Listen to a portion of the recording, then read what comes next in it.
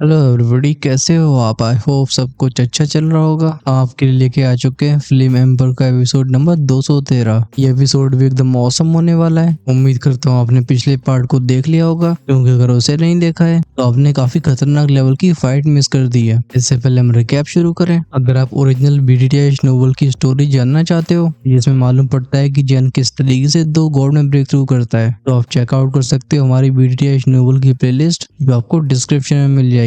आप इसके लगभग एपिसोड नंबर 180 से शुरू कर सकते हो। यहाँ स्टोरी चल रही होगी उन रूइंस की, जिसमें 2 दिन में ब्रेक थ्रू करने के जस्ट बाद जैन मास्टर यालाओ के लिए सोल फ्रूट को खोजने के लिए गया था। चलो जरा पिछले पार्ट के बारे में जान लिया जाए। हमें शुरुआत में देखा जाता है वो हेडलेस गोस्ट, जिसके चारों तरफ वो घोस्टली और चक्कर लगा रहा था। येंची जियान को इसकी जानकारी देते हैं। हमें मालूम पड़ता है कि क्रीचर इस ब्लड रिवर के सबसे खतरनाक जीवों में से एक है। अब इसकी स्ट्रेंथ होती है पीक 7 स्टार दोदी की। हमने आगे देखी थी जियान और उस क्रीचर के बीच की फाइट। येंची ने शुरुआत में जियान को नहीं बताया था कि इस क्रीचर को खत्म करने से एक बहुत कीमती ट्रेजर मिलता है। इस वजह से जब जियान उस हेडलेस गोस्ट को खत्म करता है, वो हेडलेस गोस्ट ट्रांसफॉर्म हो जाता है 2 गोलियों में। ये दोनों घोस्टली और से कवर्ड पिल्स अंदर एक अलग ही डेथ हॉरर को रखती थी। ये होता है वही डेड गोस्ट ब्लड लिक्विड। अब इसके फायदों के बारे में जानने के लिए देख सकते हो पिछले पार्ट को। ये लोग जस्ट अपने साथियों को ढूंढने के लिए जाने वाले थे, तभी वो टियानशिन, जिससे जियान पहले ही फाइट कर चुका है, वो एक बार फिर से रास्ता घेर लेता है। उसकी लालच से भरी नजरें होती हैं जियान, येंची और म्यूइंग के ऊपर। बेसिकली उसका टारगेट होली फ्लेम्स थी।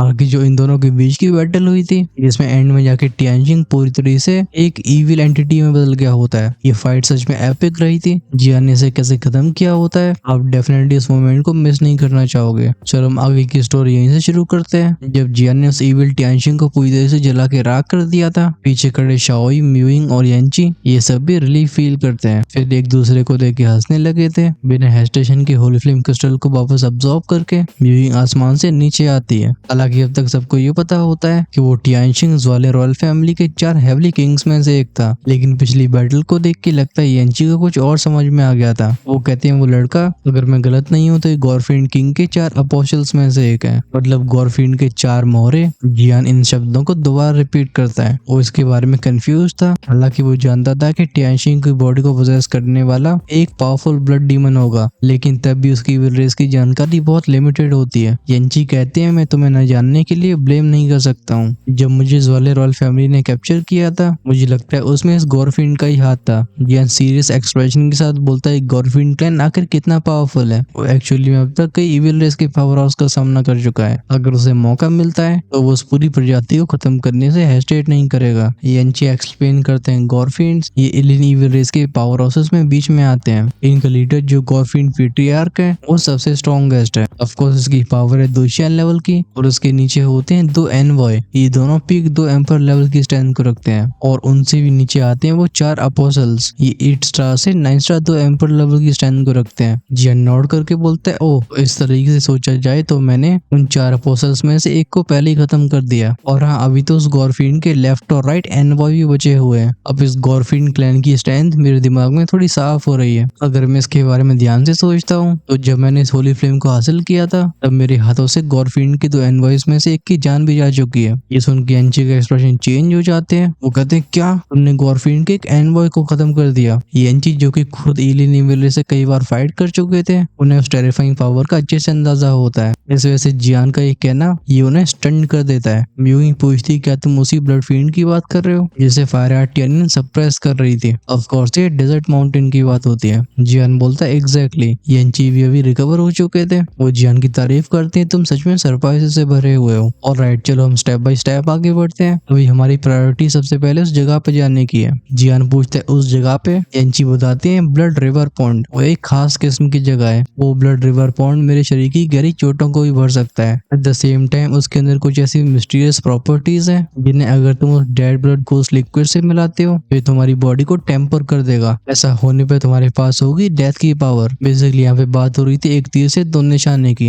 ये सुन के जियान की आंखें भी चमकने लगती हैं। वो कहता है तो dead blood ghost liquid actually में ऐसा यूज हो सकता है। बात ये होती है कि येंची की एक्सप्लेनेशन को यूइंग और शाओई तो समझ चुके थे, लेकिन उस टियानशिन से बैटल करने की वजह से जियान इस ब्लड लिक्विड के बारे में जानकारी सुन नहीं पाया। बिना हेजिटेशन के एक जेड बोतल को म्यूइंग को दे देता है। इसमें वही डेड ब्लड घोस्ट लिक्विड होता है। अचानक से अपनी तरफ आए इस ऑब्जेक्ट को कैच करके व्यूइंग थोड़ी स्टार्टल हो जाती है। फिर वो उन्हें डब्बे जैसे मुंह को फाड़ के जियान को देखती है। वो जानती थी कि चीज कितनी ज्यादा कीमती है। जियान एक स्माइल के साथ बोलता है ले लो इसे। वैसे भी इसे एक बोतल को एक ही इंसान ऑब्जर्व कर सकता है, अगर मैं 2 ऑब्जर्व करने की कोशिश भी करता हूँ उसका कोई बहुत खास फायदा नहीं होगा। ये सुन के म्यूइंग और हेस्टेट नहीं करती, वो बोतल उसकी अंगूठी में चली जाती है। इसी के साथ ये चारों फिगर्स हवा में उठते हैं और ये जाने लगे थे थोड़ी दूर के पहाड़ों की तरफ। एक बार फिर से इन चारों की जगह पे वो गोस्ट ऑरा भर जाता है। चीजें फिर से नॉर्मल हो गई थी, लेकिन सिचुएशन लंबे समय तक नहीं रहती, क्योंकि एक पॉइंट ऑफ टाइम की बात है जब यहाँ पे कुछ फिगर्स अपीयर हुए थे। इन सबकी कमर में बंधी होती हैं तलवारें जो पावरफुल औरों को रेडिएट कर रही होती हैं। सामने की हवा को पकड़ के इनमें से एक डिसाइपल बोलता है सीनियर ब्रदर ये उस हेडलेस गोस्ट का ऑरा है, लेकिन मैं उसके रेमनेंट से बता पा रहा हूँ इसे पहली किसी ने खत्म कर दिया। वेल एक्चुअली में आवाज थी एक फीमेल की।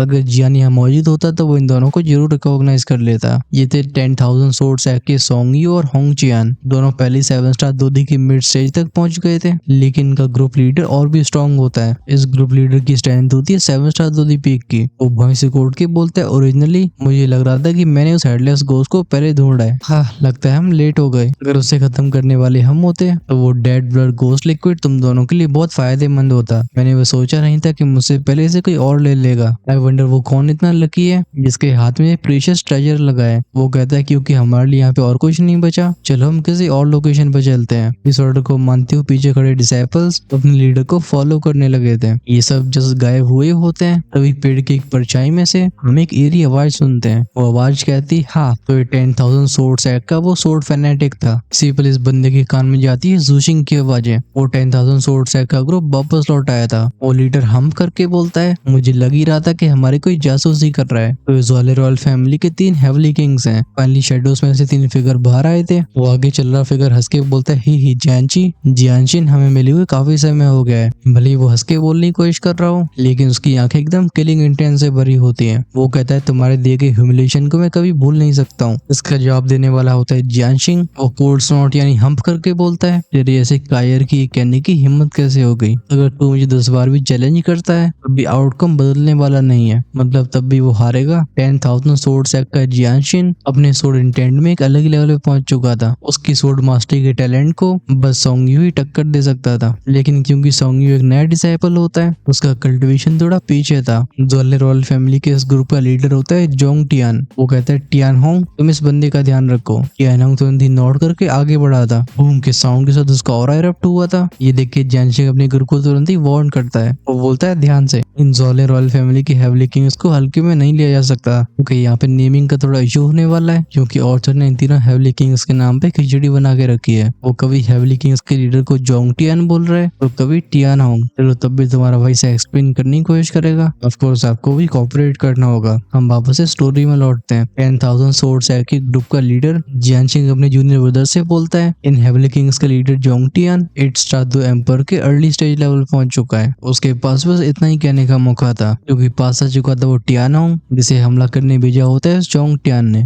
इसका जवाब जियानशिंग अपने सोर्ड इंटेंट को रिलीज करके देता है। क्लिक क्लिक वूच वूच की आवाजों के साथ उसकी बॉडी से सोर्ड इंटेंट रिलीज होता है। वो स्पेस को भी एकदम छल नहीं कर रहा था। फाइनली दोनों एक दूसरे से टकराते हैं। जब सोंगी और होंगशियान अपने सीनियर ब्रदर को इंटेंस बैटल में देखते हैं वो समझ जाते हैं कि उन्हें भी एक्शन लेना होगा। फेरी मूनलाइट के रून से वापस लौटने के बाद दोनों ही 7 स्टार दोदी की मिड स्टेज में एंटर कर जाते हैं। अब तक वो अपनी स्ट्रेंथ की वजह से काफी प्राउड फील कर रहे थे, लेकिन जब उसके सामने ज़्वाले रॉयल फैमिली का एक जेन्युइन 8 स्टार दोदी एक्सपर्ट आता है वो खुद को प्रेशराइज फील करने से रोक नहीं पाते। दोनों को बताता कि उनका सबसे बड़ा सीनियर ब्रदर और सेकंड सीनियर ब्रदर अपनी ट्रेनिंग में किसी भी तरीके की कमी नहीं रख रहे हैं। अफसोस की बात है कि तभी वो 8 स्टार दोदी में ब्रेक थ्रू नहीं कर पाए हैं। ओके चलो मेरे को फिर से नाम में करेक्शन करते हैं। ज़्वाले रॉयल फैमिली के चारों हेवली किंग्स का जो लीडर है उसका नाम है टियान गन, और जियानशिन जिसे फाइट कर रहा है उसका नाम है जोंग टियान होंग। और इन दोनों के बीच में फाइट इसलिए हो रही है क्योंकि पिछले सेक कॉम्पिटिशन में जोंग टियान होंग को सोर्ड सेक के जियानशिन ने बहुत पीटा था और वो हार अभी जोंग टियान होंग के दिल से निकल नहीं पाई। लगता है जब तक वो अपने खुद हाथ से जियानशिन को नहीं हराएगा उसका दिल शांत नहीं होगा। ज़्वाले रॉयल फैमिली के ग्रुप के लीडर टियान गन के बगल में एक और बंदा खड़ा होता है। वो आसमान की बैटल को देख के बोलता है लगता है पिछले सेक कॉम्पिटिशन से जियानशिन की सोर्ड मास्टरी और भी टेरिफाइंग हो गई है। कुछ समय पहले मैंने खबर सुनी थी कि इसने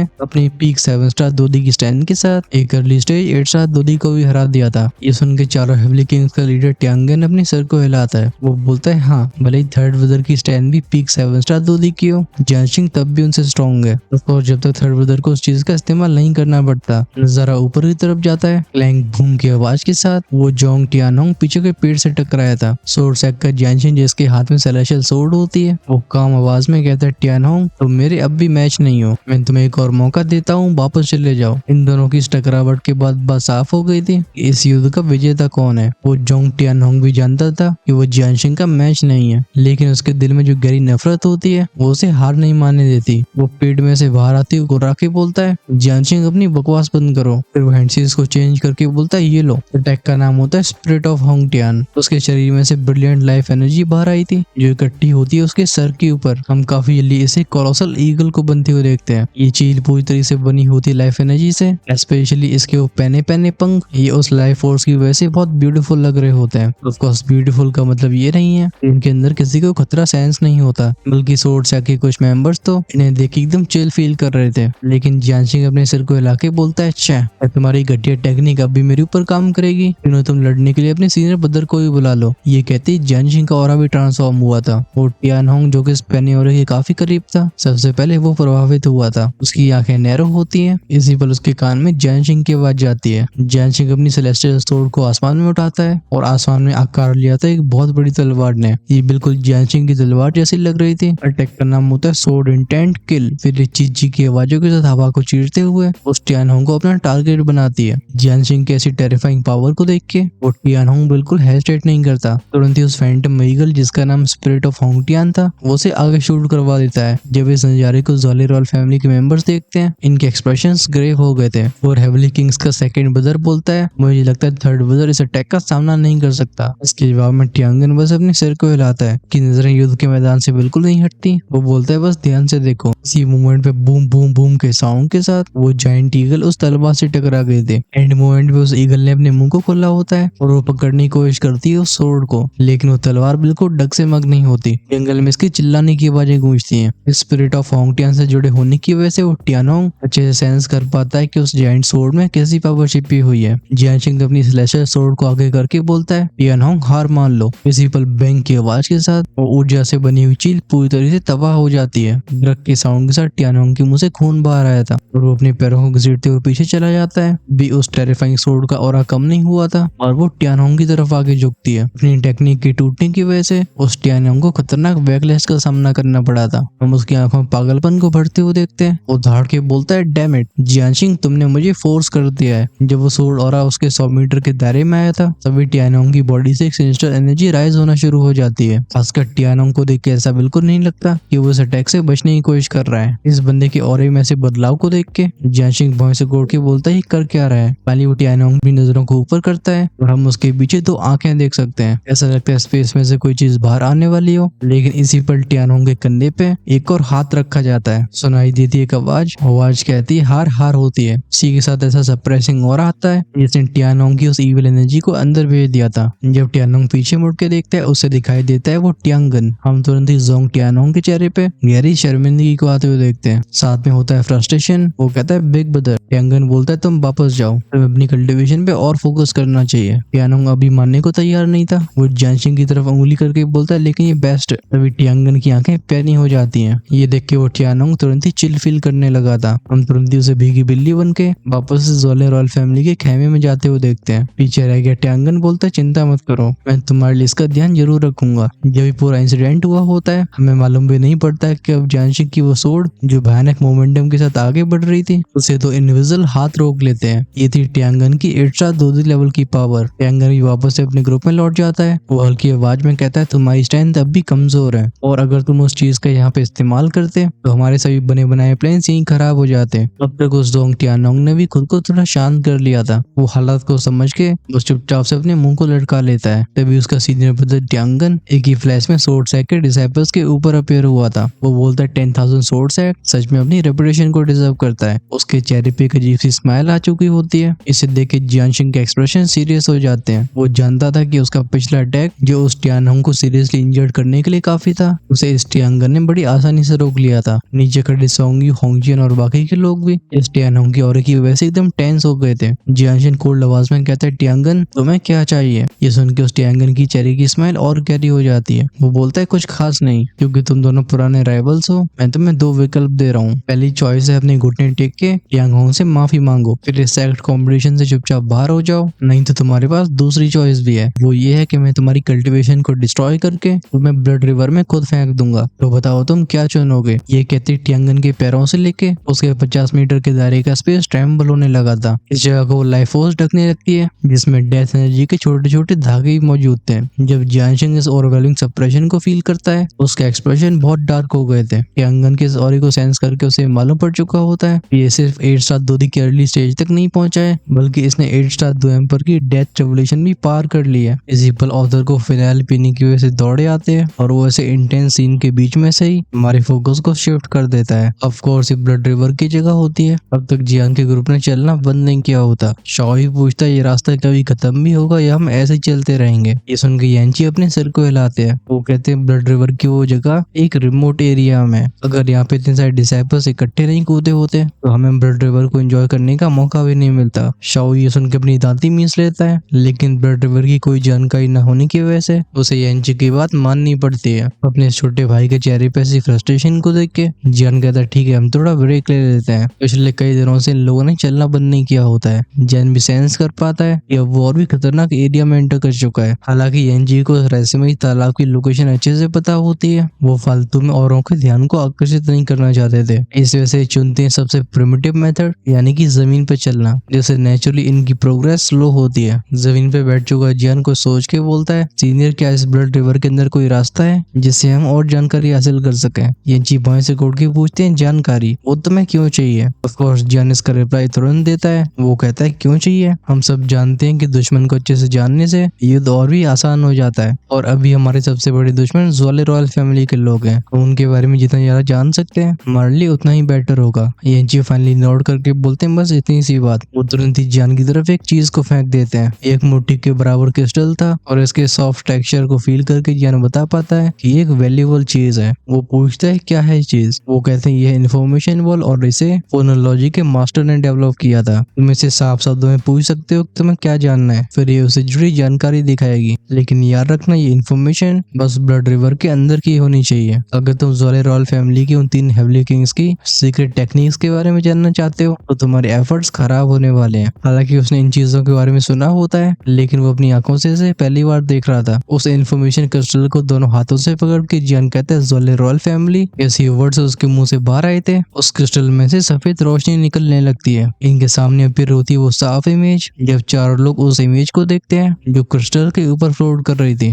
ये सब खुद को शॉक होने से नहीं रोक पाते। इस छोटी सी रिकॉर्डिंग को देख के लिटरली कहता है क्या मैं सपना देख रहा हूँ? येंची जिनकी आंखें डार्क हो चुकी थी वो बताते हैं इन्फॉर्मेशन वॉल कभी गलत नहीं कहते। 10,000 सोर्ड सैक के 4 डिसाइपल्स और ज़ोले रॉयल फैमिली के उन 3 हेवली किंग्स के बीच की बैटल ये 3 दिन पहले हुई है। फिर येंची अपने हैंडसेस को चेंज करते हैं। उस इन्फॉर्मेशन बॉल का वो सीन बहुत तेजी से फास्ट फॉरवर्ड होता है। हमें उसमें दिखाया जाता है कि किस तरीके से जियांशिंग ने पहले टियान होंग को हरा दिया, लेकिन तभी एक्शन लेता है वो टियांगन जो चारों हेवली किंग्स का लीडर था। हम उस बैटल में हेवली किंग को कुछ अटैक्स में 10,000 सोर्ड सैक के जियांशिंग, सोंगी और होंगचियान को घायल करते हुए देखते हैं। खासकर जियांशिंग की चोटें कम नहीं होती हैं। जब ये जानकारी जियान के दिमाग में बैठती है उसके दिल में एक तूफान बनने लगा था। भले ही सीन काफी अर्ली खत्म हो गया हो, लेकिन इतना बहुत था। ज़ोन सेंटर में 10,000 सोर्ड सैक सबसे टॉप माना जाता है, लेकिन अगर ज़ोले रॉयल फैमिली उन्हें भी क्रश करने के काबिल है तो ये उनकी टेरिफाइंग स्ट्रेंथ के बारे में बताता है। येंची ग्रेव आवाज में कहते हैं 10,000 सोर्ड सैक का वो जियांशिंग नॉर्मल फिगर नहीं है। उस लड़के को मैं खुद अपनी आंखों से एक बार देख चुका हूँ और मुझे कहना होगा कि अगर वो ऐसे ग्रो होता रहता है तो एक दिन उसकी स्ट्रेंथ 10,000 सोर्ड सैक के एंसेस्टर्स के बराबर पहुंच जाएगी। लेकिन ऐसा होने के बाद ही ज़ोले रॉयल फैमिली के उस लड़के ने जियांशिंग की ऐसी हालत कर दी। लगता है हमें इसे सबसे ज्यादा सावधान रहना होगा। जियान इस पे एग्री करता है। ब्लड रिवर में लिटली और येंची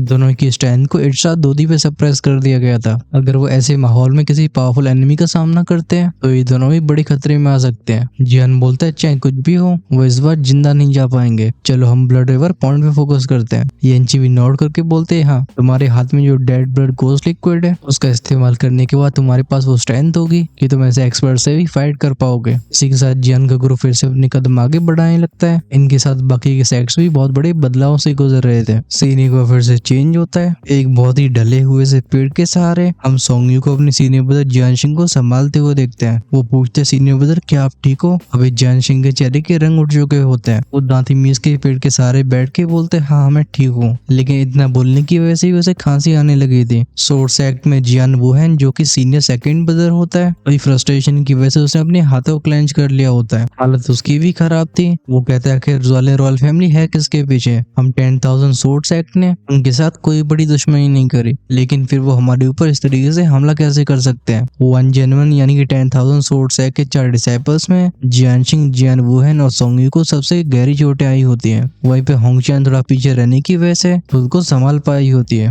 ऑफ कोर्स ऐसा इसलिए था क्योंकि उसके सीनियर ब्रदर उसे प्रोटेक्ट कर रहे थे। ये तीनों लोग अपनी सांसों को जो संभाल ही रहे होते हैं, तब इनके कान में जाती है एक पैनी आवाज। वो आवाज कहती है क्योंकि 10,000 सोर्ड्स एक्ट का जियान सिंह, जिसकी रेपुटेशन चारों तरफ फैली हुई है, वो ऐसे कायरों की तरह छिपेगा। ये सुन के सोंग यू हल्की आवाज में कहता है, सीनियर ब्रदर हम क्या करें? जियान सिंह अपने सिर को हिलाता है। वो कहता है, लगता है हमें इस ब्लड रिवर से बाहर ही आना पड़ेगा, लेकिन इस तरीके से हम सैक कंपटीशन में पार्टिसिपेट करने का चांस भी गवा देंगे। भले ही हमारी ऐसी हालत हो चुकी हो, लेकिन मैं तब भी हार मानने को तैयार नहीं हूँ। मुझे ज्वाले रॉयल फैमिली के इन हेवल किंग्स की स्ट्रेंथ बहुत ज्यादा अननेचुरल लग रही है। मैं इनकी ऑरे से डर महसूस कर रहा हूँ। इस सैक कंपटीशन के लिए सारे सुपर सैक्स की तरह ही 10,000 सोर्ड सैक ने भी प्रिपरेशन में कोई कमी नहीं छोड़ी थी। अगर वो इस तरीके से सैक कंपटीशन से बाहर चले जाते हैं तो उनके साथ साथ 10,000 सोर्ड सैक की भी बहुत बदनामी होगी। सोंग यू के चेहरे पे सैवेज एक्सप्रेशन अपीयर ही हुआ था। इसी पल इनके सामने अपीयर होते हैं 3 फिगर्स। इन भारी भरकम से 3 फिगर्स में से एक डूजन था। वो एक हल्की आवाज में कहता है, चलो हमारे साथ। इन लोगों को देख के होंगचैन बोलती है, एंशिएंट डेसोलेट पैलेस। तभी वूश वूश वूश की आवाजों के साथ ज्वाले रॉयल फैमिली के वो तीनों लोग इस पेड़ से 50 किलोमीटर की दूरी पे अपीयर होते हैं। वो टियांगन कोल्ड स्माइल के साथ बोलता है, तुम लोग कहाँ पे जा रहे हो? अभी तो असली गेम शुरू हुआ है। जियान सिंह इसका रिप्लाई करने वाला था, तभी एंशिएंट डेसोलेट पैलेस का सीनियर ब्रदर सामने आता है। बूम की आवाज के साथ हम उसकी बॉडी में से टेरिफाइंग और एक इरप्ट होते हुए देखते हैं। उसका शरीर आकार बदलने लगता है। देखते ही देखते वो एक मैसिव जाइंट बन जाता है। बिना हेजिटेशन के उसका वो बड़ा सा पंच स्पेस को फाड़ते हुए टियांगन की तरफ आगे बढ़ गया था। सुनाई देती है बैम की आवाज। ज्वाले रॉयल फैमिली का ग्रुप पीछे घसरता हुआ चला जाता है। एंशिएंट डेसोलेट पैलेस का सीनियर ब्रदर बोलता है, टियांगन तुम्हें समझना चाहिए कि अभी ऑल आउट वॉर का समय नहीं है। हमारा इस ब्लड रिवर को एक्सप्लोर करना बाकी है। ये कहती है अपने जूनियर ब्रदर्स और 10,000 सोर्स एक्ट डिसाइपल्स को लेके यहाँ से गायब हो जाता है। जब धूल मिट्टी फिर से साफ होती है, हम टियांगन को एकदम आग बबूला होते हुए देखते हैं। वो दांती मीस के बोलता है, डैम इट, ये एंशिएंट डेसोलेट पैलेस के बेस्टर्ड्स यहाँ पे कैसे आ सकते हैं? हमारे सामने का नजारा बदलता है। हम पहुंच जाते हैं उस जगह पे जहाँ तेज तेज हवाएं चल रही थी। ये हवाएं अपने साथ घोंसले चीख को लेके आती हैं, जो एटमॉस्फेयर को और भी सिनिस्टर बना देता है। यहाँ पे अभी एक ग्रुप पहुंच चुका था। जियान सामने की तरफ देख के बोलता है, क्या ये उसी ब्लड रिवर पॉइंट की लोकेशन है? एनजी के द्वारा दी गई जानकारी के हिसाब से उनकी डेस्टिनेशन यहाँ पे होनी चाहिए, लेकिन बात ऐसी होती है कि पूरे एरिया को स्कैन करने के बाद भी जियान को कुछ अजीब महसूस नहीं होता। ये जमीन एकदम मरी हुई सी लगती है, और जो चीज जियान को और भी कंफ्यूज कर रही थी वो एक बड़ी सी फॉर्मेशन होती है, जिसे बनाने वाले काले काले पत्थर थे।